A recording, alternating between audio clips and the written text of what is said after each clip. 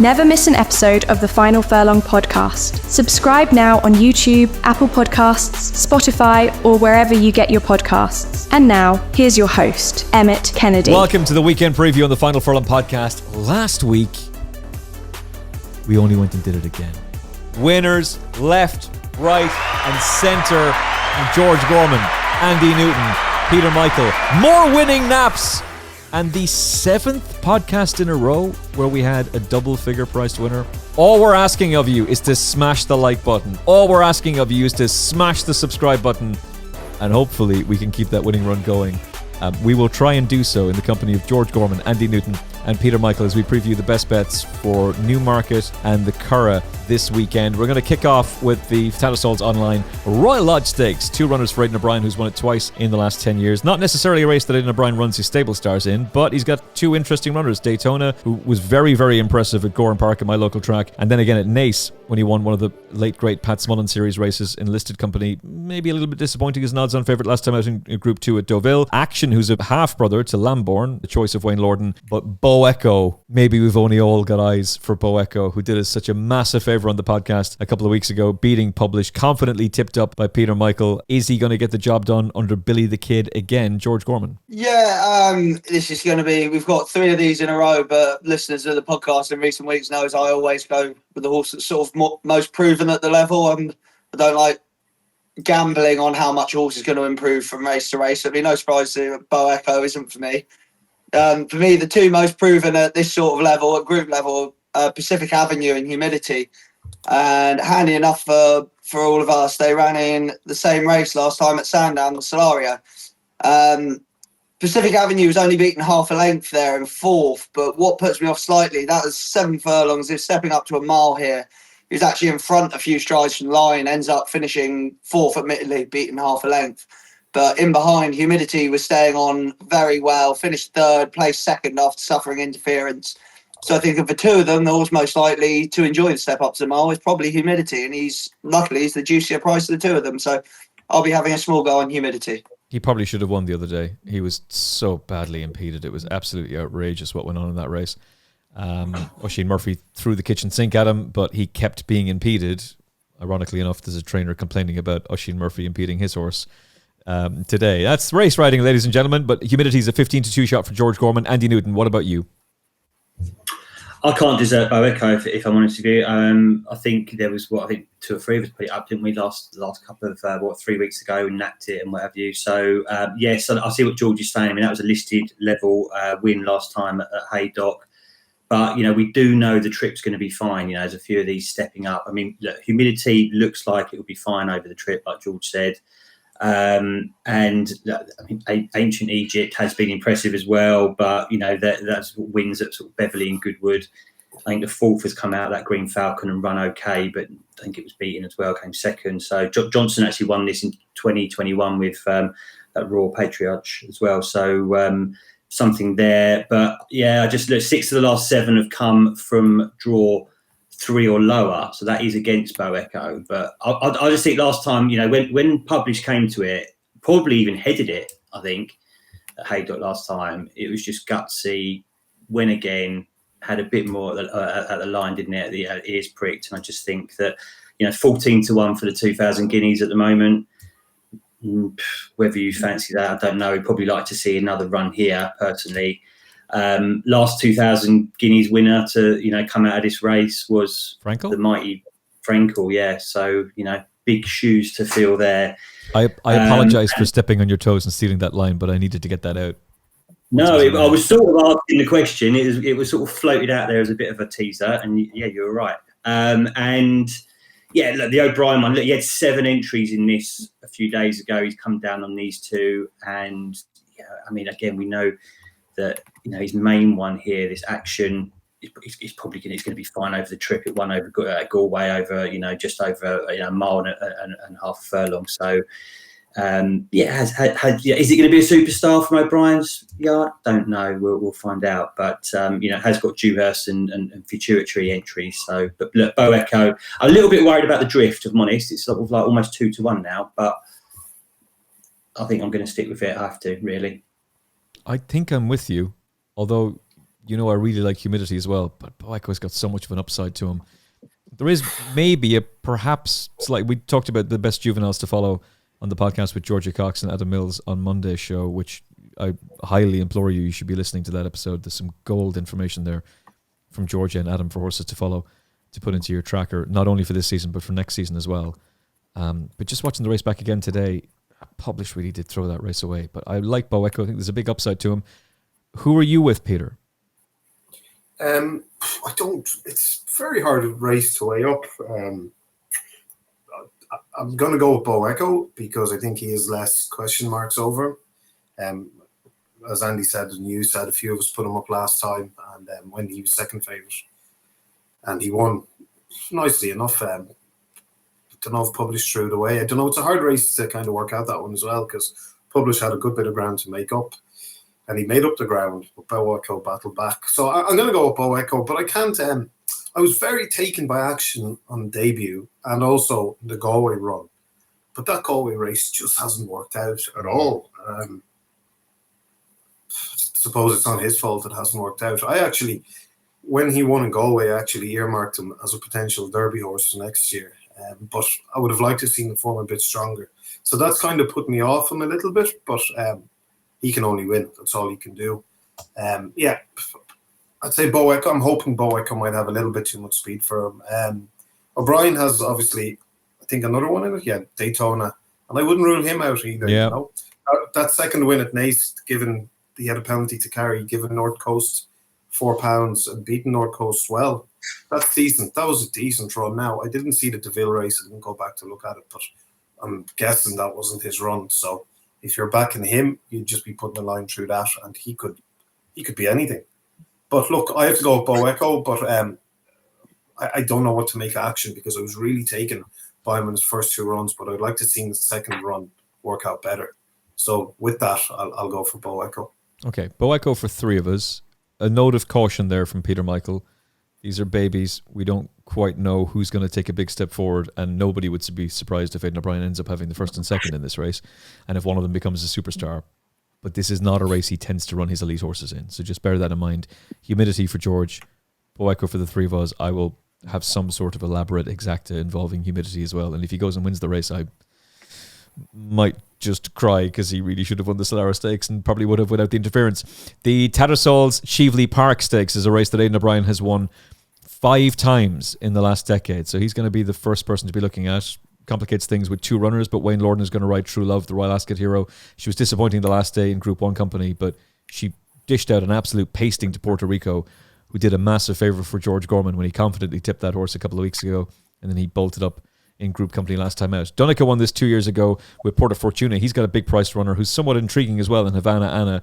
She was sent off a pretty strong favourite at Parry Longchamp last time out in Group 3 Company. She was only beaten a nose that day. Who are you going to be with in the fillies race, George?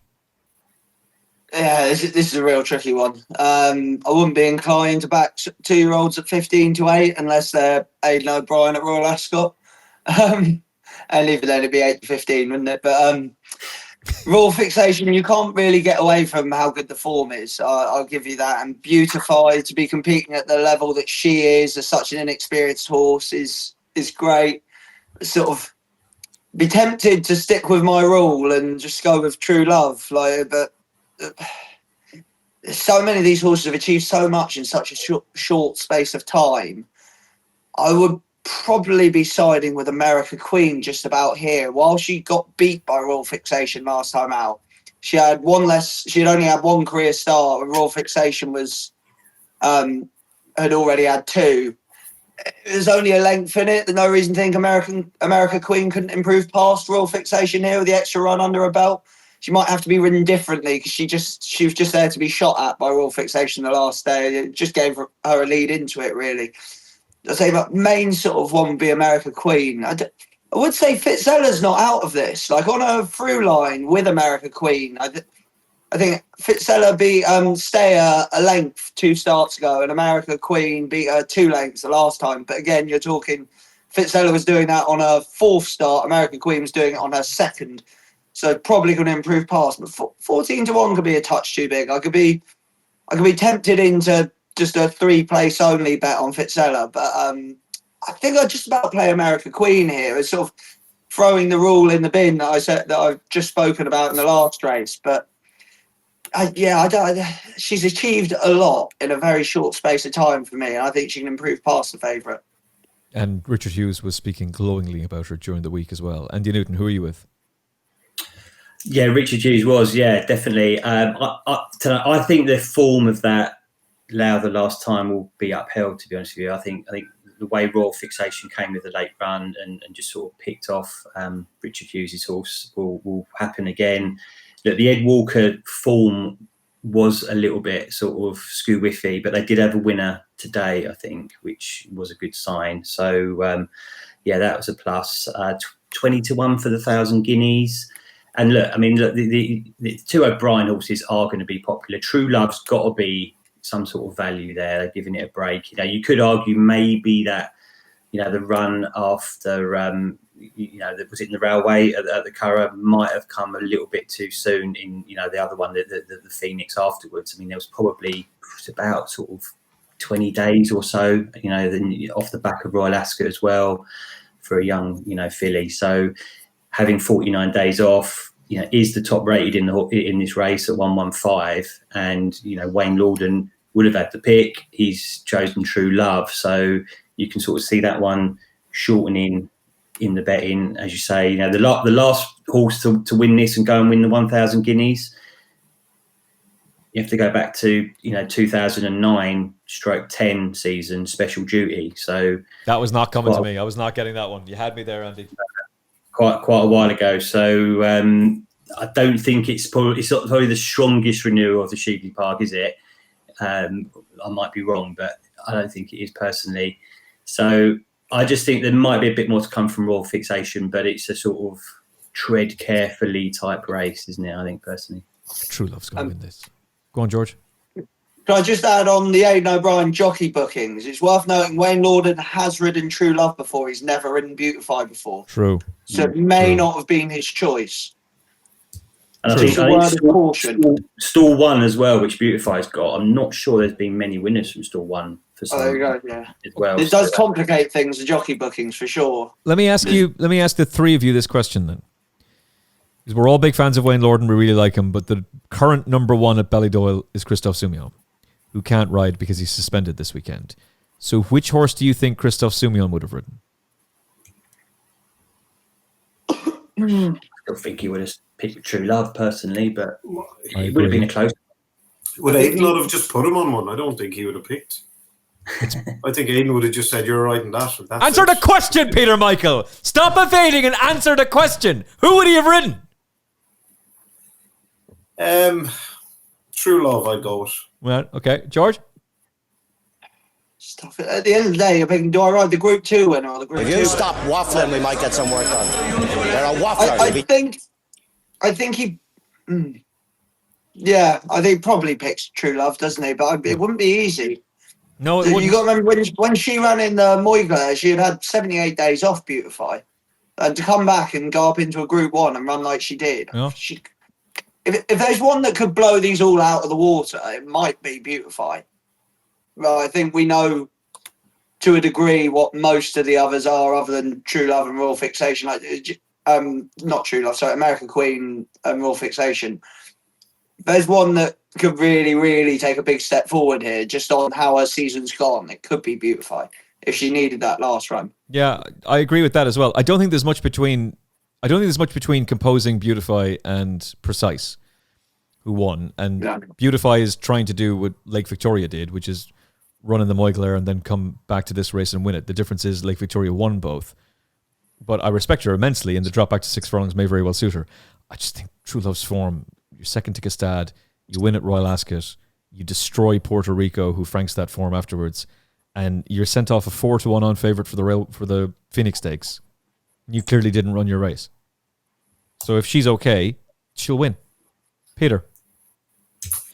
Yeah, it's a race. I don't know if there's much value in any of them. Possibly the way I play this is I'd back the 2 O'Brien horses. You're getting them, they're 4-1 each, so you're getting them 6-4. I'd rather be on both of them at 6-4 than the favourite at 15-8. That's not to say the favourite can't win, because the favourite has done nothing wrong in 3 runs, and she's a very, very smart filly. But I think Aidan will win it. If I had to favour one, I might favour True Love, but you have to respect Beautify, obviously. Look, these are, we're still learning about these horses, especially Beautify. I'll go with Aidan winning it. I'll pick True Love over Beautify, but it wouldn't surprise me if Beautify, came out on top.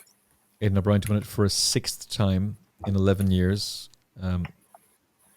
Fair play to Andy for not losing the plot and going, how dare you say the favourite can't win? Andy's with Royal Fixation. George, you are with the Richard Hughes filly, America Queen. Yeah. Peter and I are both with True Love, but a note of caution for Precise as well. Play the forecast. Aidan O'Brien forecast. He'll get his 6th win in this race, hopefully. Precise isn't running here, mate. You mean Beautify? Beautify. Listen, it's been a long day and my brain is fried. I can guarantee you that will not be the last mistake I make on this episode of the podcast. But hey, hopefully you'll get through it and you'll stick with us, and we appreciate you joining us on the podcast. Tattersalls Middle Park Stakes. Aidan O'Brien again has a fantastic record in this race. He's won it 7 times. His best winners: Johannesburg, US Navy Flag, 10 Sovereigns, and Blackbeard. Charlie Appleby has won it twice, including last year with the horse that would go on to be crowned European champion juvenile, Shadow of Light. I think he's probably going to win it again this year, this time at Wise Approach. 3rd to Venetian Sun last time out, and Gestad was going to go for the Mill Reef Stakes. They ended up winning that race anyway. Even money, though, is pretty short, George.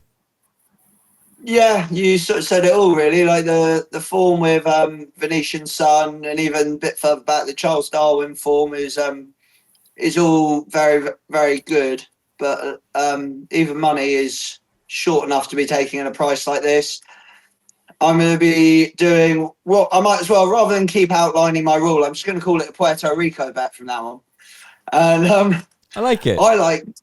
Yeah, it's a Puerto Rico bet, and in more ways than just picking the horse that's proven at the level. In this one, it's picking a horse I think is going to improve for the step up in trip, much like Puerto Rico. And much like Puerto Rico, this one's by Wootton Bassett out of a Gallo mare. I think Kansas has been knocking on the door at 5 furlongs, has been staying on very well. I'd almost rather see it over 7 this time than 6, but I'll take any step up in trip I can get. It's a big old price, 9 runners, back it each way. I'll just take Kansas to try and finish in the first 3. That was a massive run the last day behind Revival Power. Yeah. And I think Revival Power is going to be a Group 1 sprinter next season. And one of the boys from Quinbet, shout out to Jerry, told me that morning that he really fancied Kansas at, I think he was 16-1. And I had already put up for 10-bet, the 10 to follow for the Doncaster St. Leger Festival, which started great. I'd put up the Mission Central, who I wouldn't hear of defeat from. I was most confident about him for the entire weekend. Jerry was unbelievably bullish that Kansas was going to win that race, and he ran a blinder. I'm with you. I think 9-1's a huge price. Andy? Well, that Mission Central, I mean, that's got obviously form tied in with this Publican Sun, which is... It is short, isn't it? And I don't know why it's so short personally, because obviously Mission Central bombed out, in that Flying Childers. But there is money for it. I mean, it's second favourite, sort of 4-5-1. Sheen Murphy booked. So, but I don't know. I only had 1 run. Can I just say, Andy, if they hold this horse in such high regard, so I understand you've given him his debut in a group race. Okay, great. He's running a Group 3. He was 40-1. Are you honestly telling me that this is a horse that's so impressive, so good, so forward, that you rate so highly that you sent him off 40-1 for his debut? Yeah, exactly. It's very similar to what we spoke about last week with, can't remember the name of it now, was it Into the Stars, is it? Into the Sky. Into the Sky. Again, sent off at 80-1 on debut, and you think, why? And we were sort of right with that because it bombed out. It went right, but it didn't win. But same sort of thing. And you think, well, even the form hasn't been framed. I mean, Mission Central's come out and lost since, but it is 5-1. Sorry to remind you, mate, but it did. But look, 7 of the last 9 have come from stalls 1-4 here, which actually knocks out the favourite Wise Approach. I mean, Wise Approach has all the form in the book, and it is hard to put anyone off it. Even money 11-10, though. very, very short. All that form sort of, tied in with Zavateri and Gastard and so on and so on, should be winning this, fairly easily. Appleby obviously won it last year. Last horse to win this and go in 2,000 guineas, you have to go miles back. Rodrigo Di Triano, 91, 92. So, not many winners of this come out and, go on and win the 2,000. I think Copple's probably worth a small mention. He has got a bit to find, on Wise Approach last time out. Might just not like the trip to France, but, before that, was an impressive winner. Goodwood beat George's horse, Puerto Rico. So obviously that's come out and franked the form. So if you can forgive that last run, then Copple's probably, a little shout. That Helitany, big step up, but has, impressed with its 2 wins at Windsor. The second one off a penalty as well. So, that was interesting. But I think only 2 winners from the last 22 from stall 1. At a bigger price, I do think this 5 ways, fits the draw stat, might be interesting. It's got like bundles to find with Wise Approach. I'm like £16, but it won. I was quite impressed with it when it won. I think it was Salisbury or something like that. And then it came out and it was quite gutsy when it won at Kempton at Group 3 last time. So, this has been another step up to a Group 1. Baldwin's never won this race, but there is another massive stat here where 20 of the last 23 winners of this, so almost all of them, won their last race. So, Wise Approach didn't, Publican Sun didn't, Copple didn't, first 3 in the market there. And there's only 2 here that fit the bill, and that's that Helitany and 5 ways. So if that's going to continue, I just think if we've got 9 runners here, 14 to 1 each way. So, 5 ways. Thank you. How many horses, Andy? What, in the race? No. How many horses have run in this race? 20 of the last 23 came here winning last time out. Okay. Food for thought, for sure. Wise Approach, you can't, it's hard to knock his form, isn't it? But it's absolutely hard to knock his form. And to be honest with it, if this was just a very quick scan of the page, you just go, Wise Approach wins. Of course he does. But then you look a little bit deeper into the race and you just think, Kansas is a wooden basset out of Galileo mare. He's stepping up in trip for the first time. He's been kept to 5 furlongs since his debut when he was beaten by his stable companion Brussels. I think he's improved past Brussels. And he reminds me a little bit of Camille Pizarro. He really came into his own when he stepped up to 7 furlongs. I agree with George. That's going to see him in a better light. But he might get away with it in this, and I think 9 to 1 is too big about him, especially when I really regard Revival Power so highly. And if I regard Revival Power so highly, why was I so bullish about Mission Central? Note to self, don't be so cocky about one horse. Guarantee you I forget that very quickly. Peter? Yeah, I think Wise Approach will win. I don't see any reason why he shouldn't win, to be honest. But I think Havana Hurricane's overpriced at 20 to 1. The thing about him is he runs over 5 furlongs as if he's crying out for 6 furlongs. I mean, if this was the first time he was stepping up to 6 furlongs, you would just say, how much improvement is that going to bring? You wouldn't even, think that it mightn't suit. But he ran in Goodwood over 6 furlongs, and he ran at Epsom over 6 furlongs. First was Epsom, but I'd put a line through that, even though that was a very good run, a respectable run. He got a poor ride that day. I think Charles Bishop made up about 6 lengths in the space of 2 furlongs or something, and you just can't do that. Who had 24 minutes? 24 minutes before the first jockey bashing on the podcast from Peter Michael. Never change, Peter. Never change. It's just analysis. I'm just analysing the race for viewers who didn't see it. Go and watch it. I mean, you can't ride a horse like that in a good race and expect to win. And then even the second at Newbury, behind Antilia, that was 5 furlongs. I think that was a big sprint race. I'm trying to bring it up here. I think it was a sales race. Sales race, wasn't it? Yeah, I think so, but it's not opening for me. Super sprint, Weatherby Super Sprint. That's the one, yeah. He took the lead and you thought the race was over because obviously, if you think he's going to stay further. But Antilia came and done him on the line. So, and then he ran in Goodwood over 6 furlongs, ran a good race, but again, didn't finish out the race like you would anticipate if you thought the 6 furlong was going to bring out the improvement. But look, that's Goodwood, so you just don't know. I mean, he seemed to handle the track well, but you just don't know. So, I mean, I think Wise Approach will win, but if Havana Hurricane sees out the last furlong well, he could run into a place, definitely. but I just question.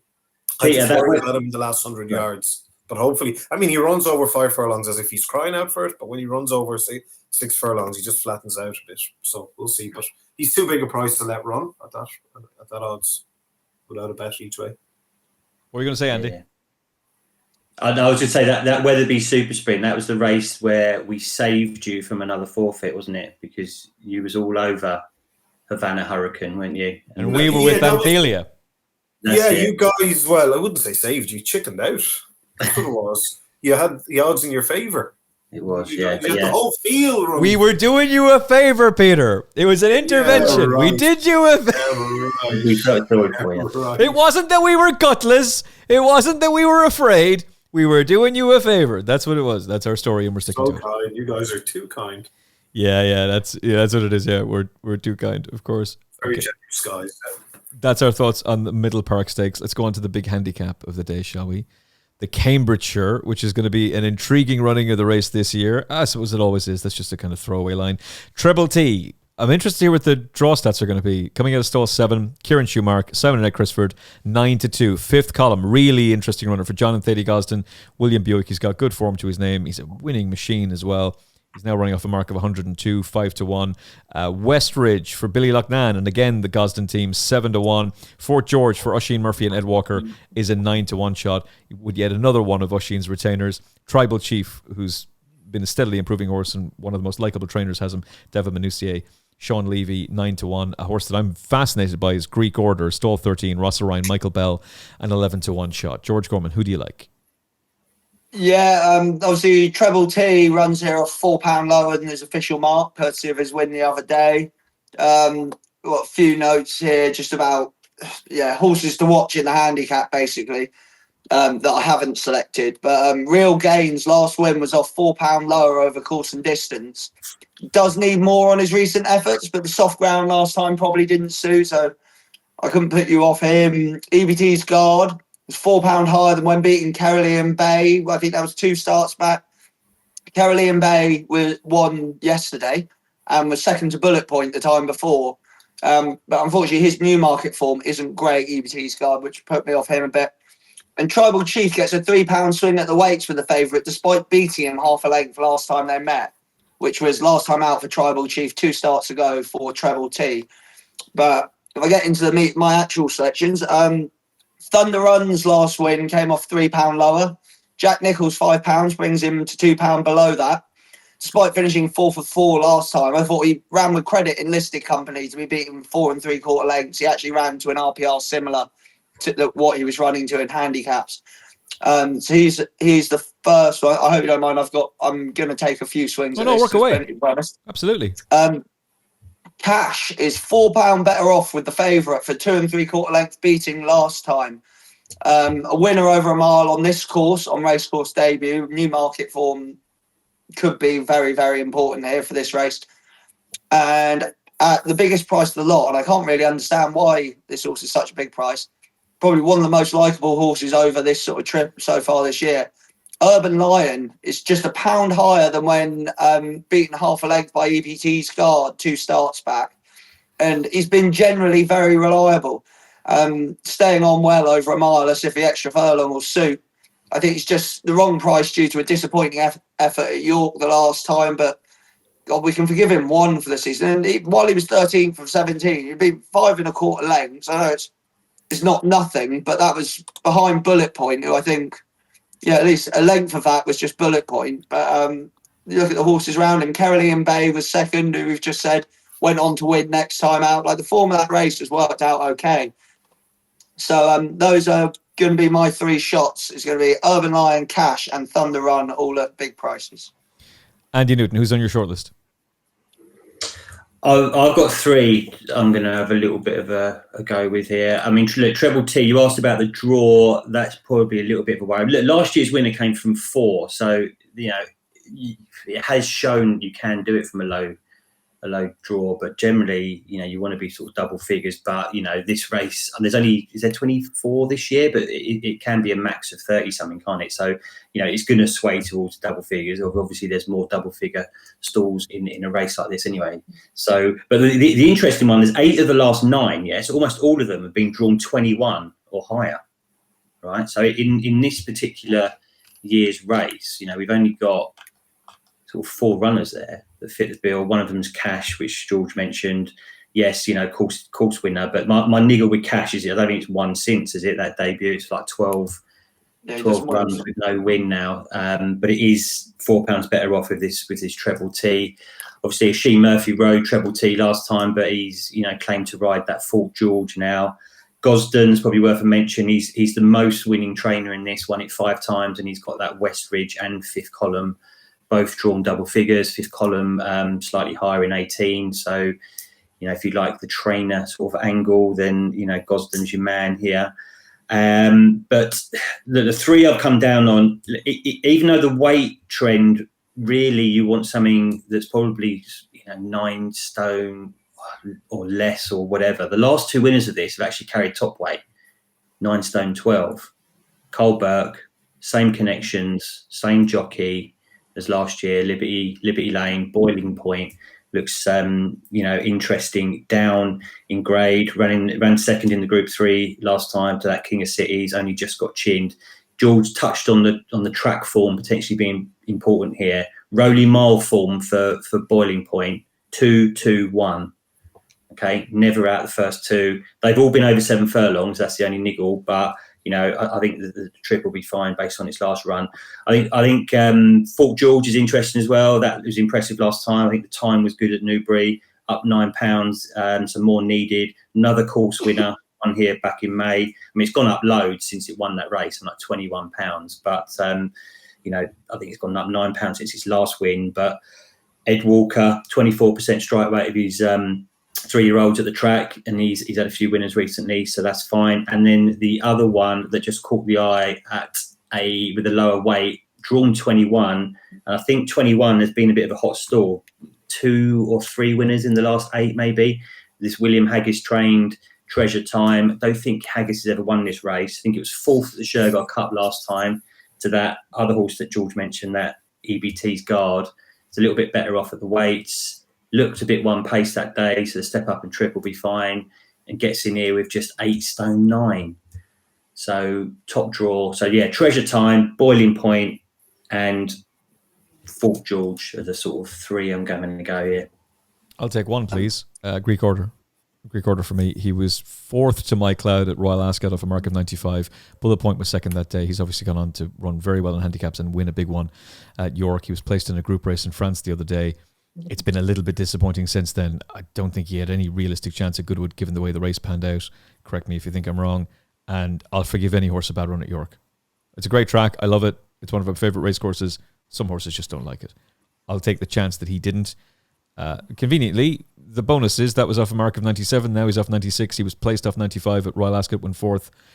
Hopefully, Ross Orion can get a good tune out of him. And Michael Bell's a trainer I really like. So, Greek Order for me. From stall 13. Peter? Yeah, obviously, a very, very competitive race, as it should be.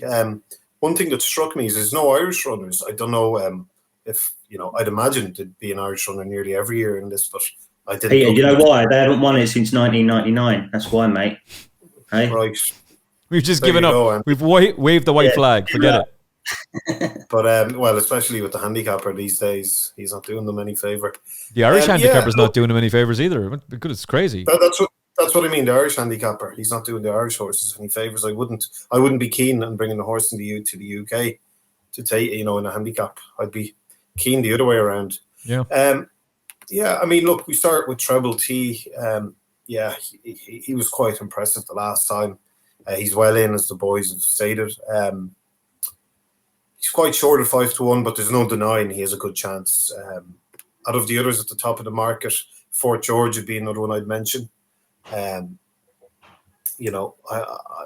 thought he should have won at Goodwood. Jamie Spencer gave him, he gave him a mountain to climb that day. And then I was a little bit, that was on the 23rd of May over 8 furlongs. I was a little bit disappointed with him at Goodwood on the 31st of July, but then they changed tactics and went to the front, and he did it lovely.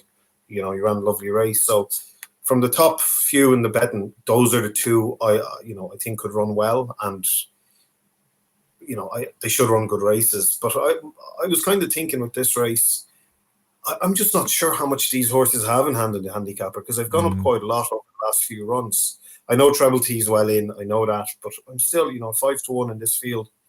It is quite short, while his chance is completely clear for everyone to see. So I was kind of trying to find maybe horses that have gone down in the weights to try and see if, I could land on one that was well handicapped. So I'm going to have a go with 3 as well. The first one I'm going to go with will be my main pick because of the odds. Number 8, Erzincan. He's, I think, 25-1. Terry Kent trains that. Used to be with Toomey for one run. Was with another trainer previously before that. Ran a lovely race on debut for Kent at York on the 12th of July in a race that's worked out very well. Now, that was a lovely start. That was his first run for a year. Now, he didn't run that bad next time out, but I would have expected him to run better given how that race has worked out. But he just, didn't run to the expectations I would have had from him. But there is a chance he could have bounced, because they say, if you're going to bounce, it's always the second run back. Yeah.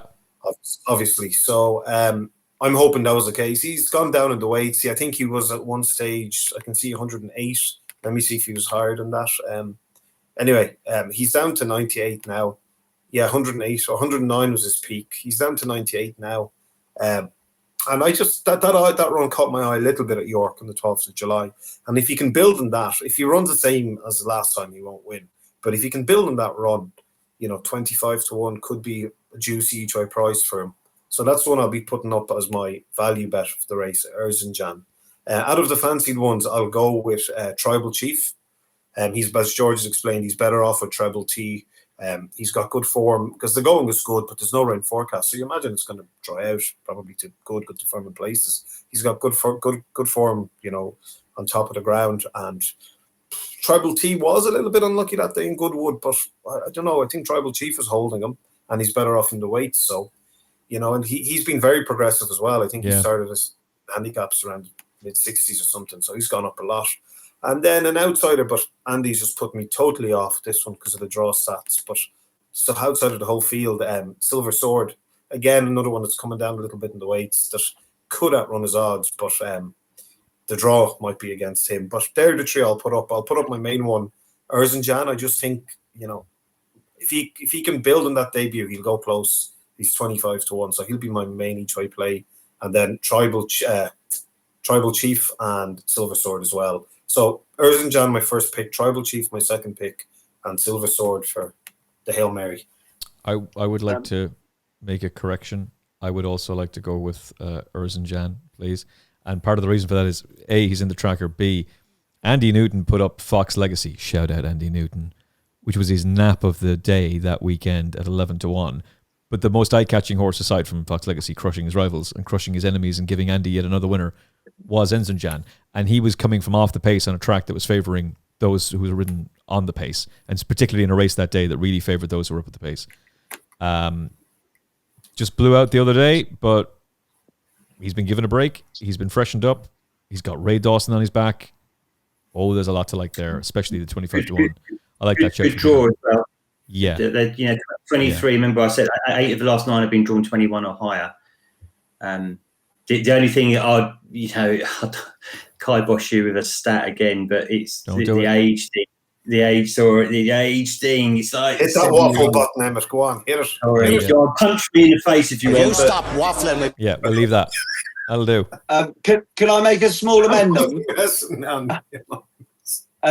Can I make a small amendment? I went through these after decks, but before midday. Thunder Run does not have a £5 claimer on anymore, so it remains £3 above his last winning mark. So he's got Charlie Bishop on. I'm not swapping him out because he gave Havana Hurricane a terrible ride in the woodcut. Don't hide, Peter. You should take that. I'll swap him out for Tribal Chief, so it's double whammy for Peter. I've come off the Charles Bishop one and joined in with Tribal Chief. Okay. And he's drawn the right side as well. Okay. When Erzincan, whatever his name is, how are we pronouncing this, by the way? I mean, it's only a podcast where we're talking about horse racing. We should know exactly. Erzincan. Yeah, great. Okay. When he wins, Monday's show will just be dedicated to how we've crushed another 25-1 winner. And then Thursday's show will just be over and over and over again. Peter Michael, take a bow. Okay, hopefully we do well there. It's too old, folks. It's too old. Sorry to burst your bubble, but Listen, if he finishes 6th and we're getting 6 places, we're not going to care. That'll be happy. Yeah. If he goes and wins, we'll be having sound drops all day long for your sound bites there, Andy Newton. Okay, let's go to the Curragh, shall we? We'll do a couple of races there, and then we'll get on about our day. The Qatar Racing and Equestrian Club and Beresford Stakes Group 2 has been won countless times by Aidan O'Brien. To be precise, he has won it 17 times. But in the last 3 years, it's gone to Michael O'Callaghan, Paddy Toomey, and Jessica Harrington. Is Aidan O'Brien going to be back in the winner's enclosure this time around, George? He's got Port of Spain, who Declan McDonough is going to ride. He's a St. Mark's Basilica. And Hawk Mountain, who's by the late, great Wootton Bassett. That was a real shock. Beautifully bred, given the fact that he's by Wootton Bassett, but he's also out of Hydrangea, or Hydrangea, as Desi Scahill used to call her. He should take a fair bit of beating from the front, I would have thought. I'm with Jer Lyons here, with Gary on, or is it Jerry on, given it's Jer Lyons trains it? I don't know. Like that, but, yeah, that can work. Very impressive on debut. Then went straight into Group 2 company. How many days later? 2 weeks later. To back up like that for a 2-year-old first time out, going up in class, was second despite being outpaced a little bit, sort of turning in.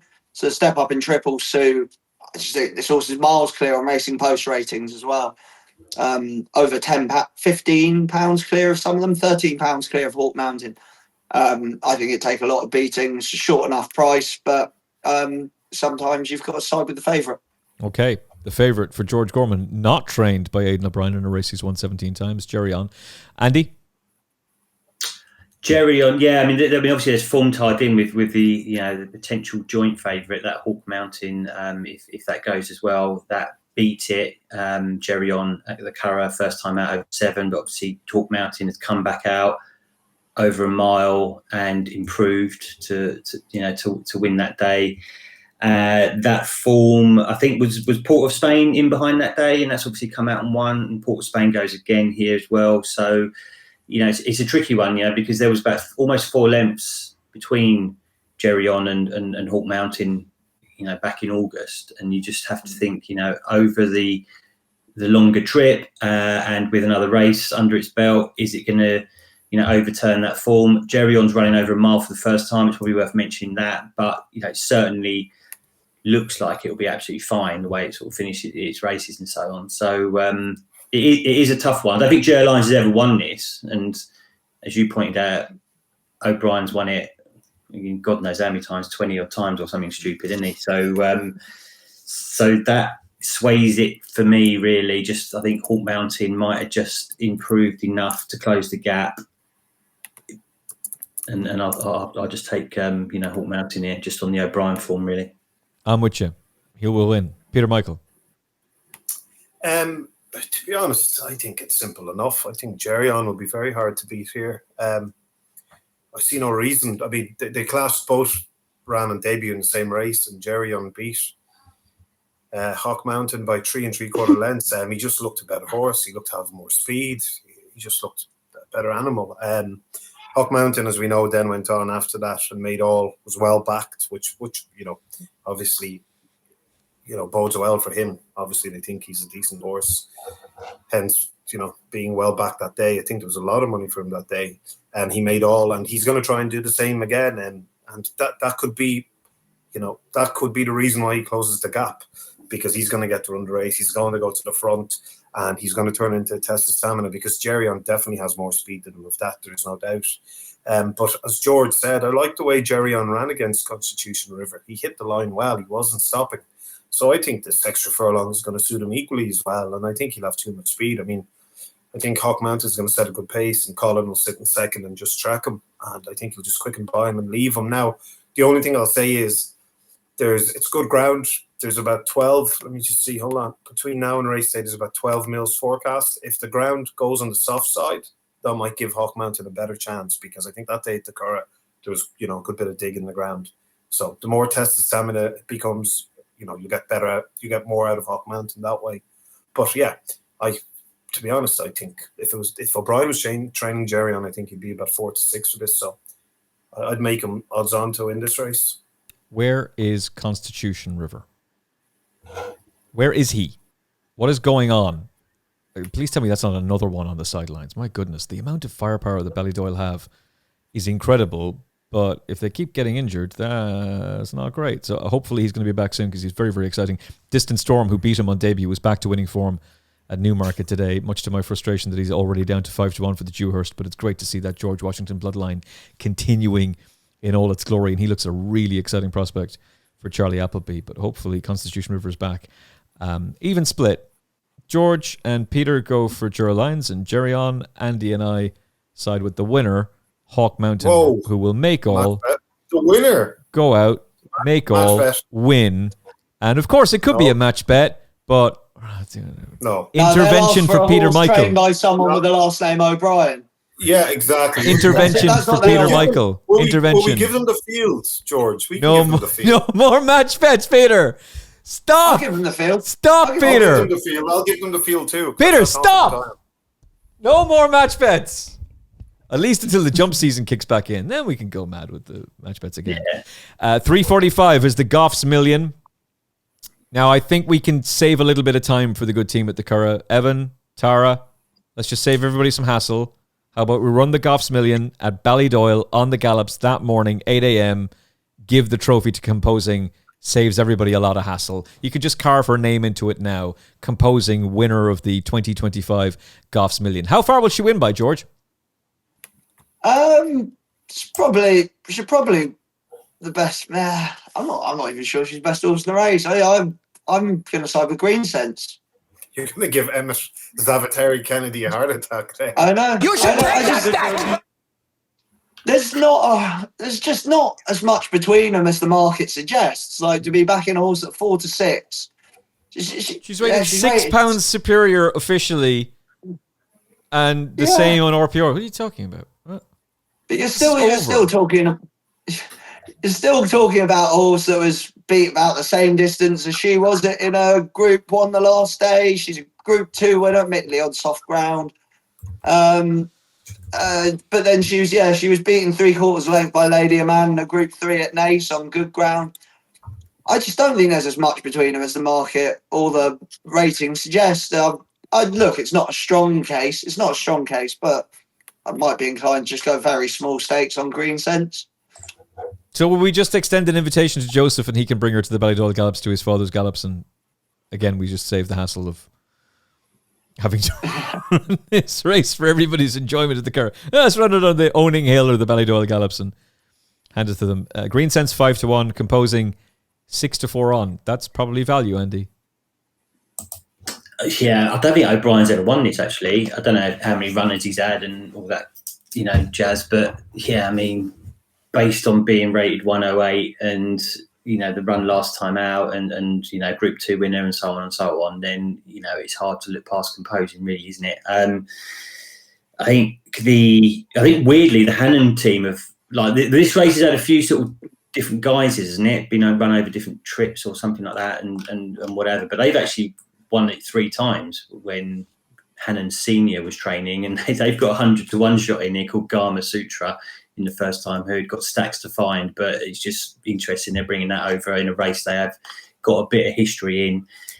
And I don't know if you're looking at maybe the Paddy Twomey camp have a fairly good strike rate here with their 2-year-olds, 26%. So they've got that phenomenal filly who impressed last time out, won here at the Curragh, I think over 7. So you're either with Composing or there's loads of value elsewhere, isn't there? But God, there's how many runners, 30-odd runners in there. So trying to find one is going to be tricky in itself. So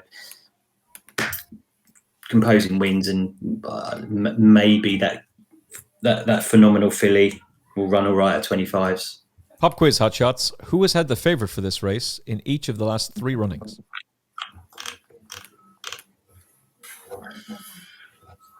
O'Brien. Aidan O'Brien. Ding, ding, ding. And they've all been beat. Hiawatha, Cherry Blossom, and... Has he not won it? Antelope Canyon? No. He was beaten ahead last year, and he probably would have run it had they run the intended horse, the Lion in Winter. But then he was saved for the Dewhurst and then missed the race in the morning. Phenomenal filly is a very, very interesting runner. She was behind Composing on debut, only beaten 3.5 lengths, and was a really good winner at Leopardstown the time after that. And I suspect, I don't know, maybe she's had a setback. I suspect she's been kept for this race, and it's a race that the Yard has won before. So Pally Toomey knows exactly how to win these races. He's a genius of a trainer. Did you say 25-1 about Phenomenal Filly? Yeah, it was 25. Yeah, that's insane. That's insane.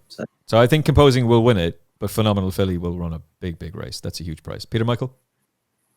Well, obviously, Composing is by far the most likely winner, but I couldn't be backing her 4-6, Emmet. Sorry. This is her third run in a month. I don't know, and obviously she's coming from a disappointing run as well, just 2 weeks ago. So, well, she's the clear form pick, and going into the last race, you know, I mean, don't get me wrong, she's still a very likeable filly because I don't think she does much in front. So, I mean, the last run, I'm taking it as, you know, I wouldn't say too bad to be true, but I'd say she underperformed. So it is a bit of a concern that she underperformed and she's turning back. You know, she's coming back out 13 days later. Obviously, it's you know, the winner gets $500,000, so it's a hard race not to run odds-on shot in. So I can understand why they're running. Yeah, look, she's the one to beat, by far the most likely winner. But I would take her on, and I'd take her on with the Murta horse, Take Charge Star. I would have preferred a slightly lower draw. 24 isn't the best, but look, Ben Cohen can navigate his way from that draw. It's not the end of the world by any means, but I would have preferred, you know, somewhere middle to lower figures. But look, yeah, in a race of this nature, when half of the horses running in it shouldn't be in it, it's not going to matter too much. So I think that's the one I'd go with each way to try and upset Composing. But it's one of those races you wouldn't be surprised if any of the O'Briens won it with a 5,000-1 shot. True. Okay, there's your picks for the Goffs Million. There is some racing on Sunday. We have no draw and no betting for most of those races. And we have a maximum of 5 minutes to wrap up the show. So what else do you have? Anything else of interest for you over the weekend? George Gorman.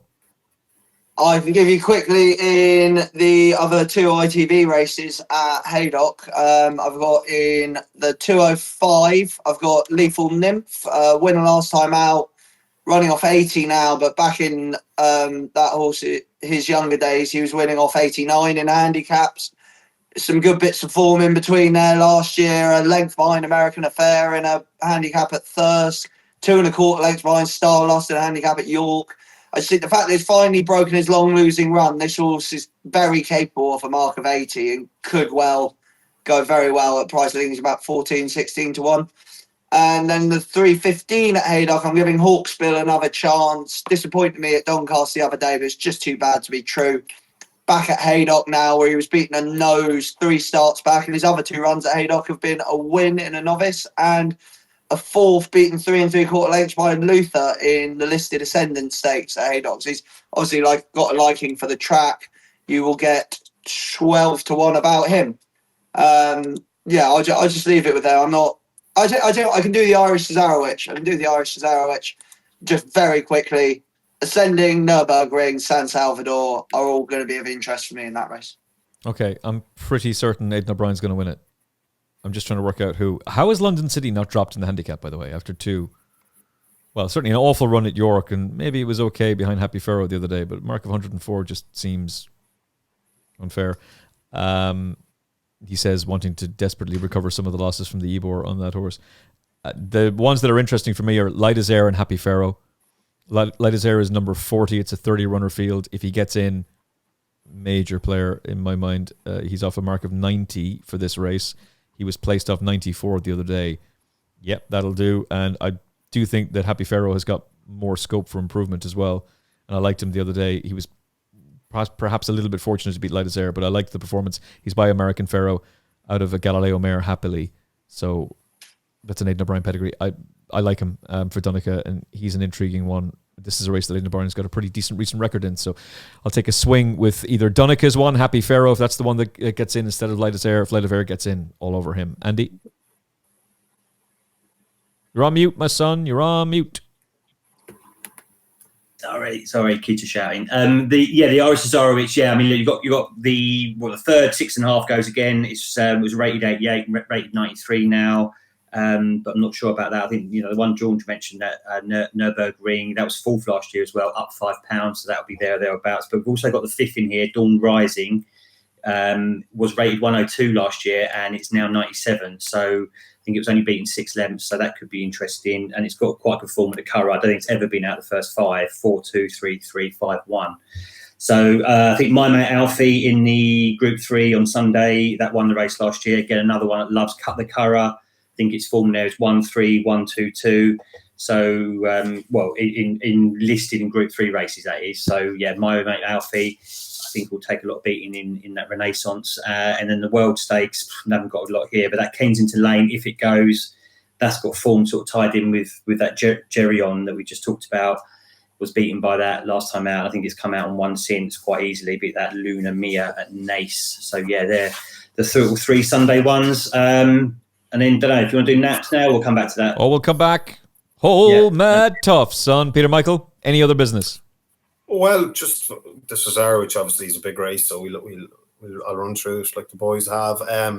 For me, I think Nürburgring would have a good each way chance there. I'm still sick about the Ascot defeat, but at least it was the Bromhead horse that won it. I was happy for him, but not for my pocket. But look, I think he's got a very good each way chance, and I think it'll be very hard to keep out of the top 6, which they'll be paying.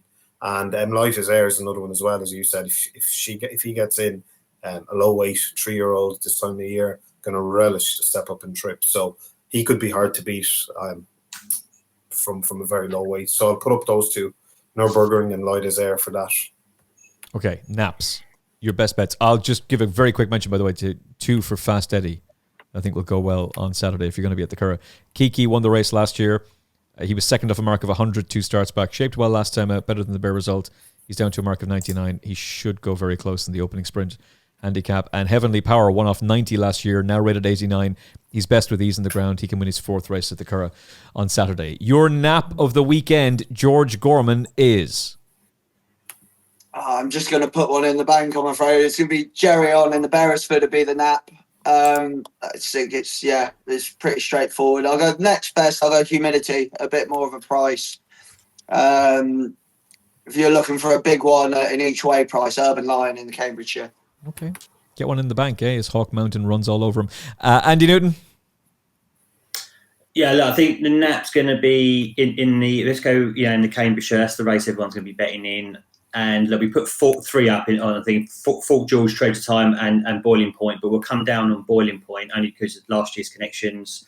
So that'll be the nap. Bo Echo we like, and the other sort of NB, my mate Alfie, that we talked about on Sunday in that Renaissance Stakes, 3:12, I think it is at the Curragh. So yeah. This is why we love Andy Newton. It would be so easy for him to go for one of the shorties. Napping in the toughest race of the entire weekend. Go on, Andy Newton. That's what we like to see. Peter Michael, follow that. I'm going to go with George. I think Geryon will win. So that'll be my nap. As George said, we'll put some money in the bank and I might afford a haircut after that.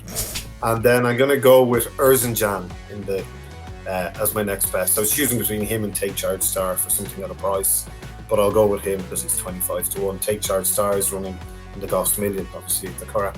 Yeah, so Gary on the nap and Erzincan in the Cambridgeshire is the next best each way. Okay, I really admire Andy for going for a proper competitive race to nap his horse. I, however, am a yellow belly coward, so Bo Echo will be the nap. I'll do some kind of an elaborate Lucky 63 on Bo Echo, True Love, Hawk Mountain, Kansas, Erzincan / Greek Order. I may just throw composing into it and turn it into a Lucky 63. Thank you very much for watching. Thank you for listening to this episode of the Final Furlong podcast. We really appreciate your support of the show. If you haven't already, please smash the like button. It's a massive help to us with the algorithm. And if you haven't hit the subscribe button, hit it now. Hopefully this is a weekend with more winners. With the last 7 podcasts, we have had at least one double-figure priced winner, multiple winning naps, multiple winners in each of these episodes, and this content is for you and it's for free. You're a huge part of it. We love interacting with you. If you haven't commented below, please do so now. From George Gorman, Andy Newton, Peter Michael, three of the best, giving you their insight for free. Likes and shares, much appreciated. We'll talk to you again next week in the Final Furlong podcast. Look after yourself and each other. God bless.